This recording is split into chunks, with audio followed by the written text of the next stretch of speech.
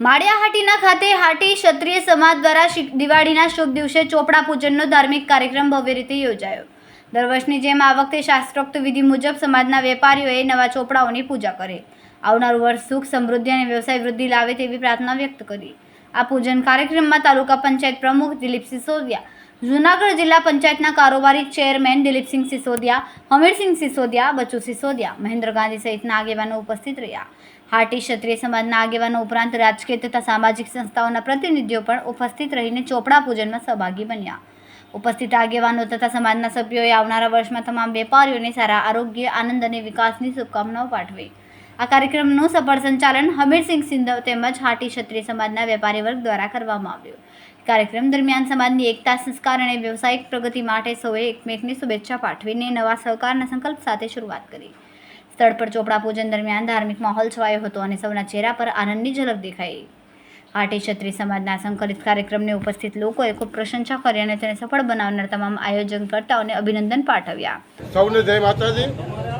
આજ રોજ દિવાળીનો પર્વ 2007થી હાટી ક્ષત્રિય સમાજના ભાઈઓ જે માળિયાહાટીનામાં જે વેપાર કરે છે એ સંયુક્ત મળી અને 2007થી ચોપડા પૂજન સાથે મળી અને 55 થી 60 જણા જે આયોજન કરે છે દર વખતે, અને આ વર્ષે પણ અમે 60 જણા જે આયોજન કરી અને ચોપડા પૂજન અત્યારે કરી રહ્યા છે। તેમાં અમારા સમાજના આગેવાનો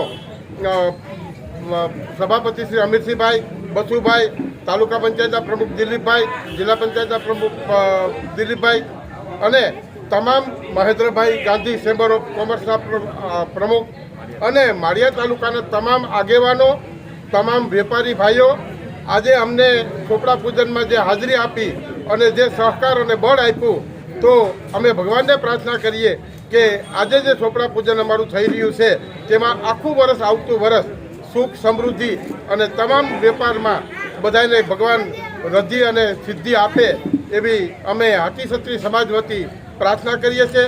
જય હિન્દ, જય માતાજી।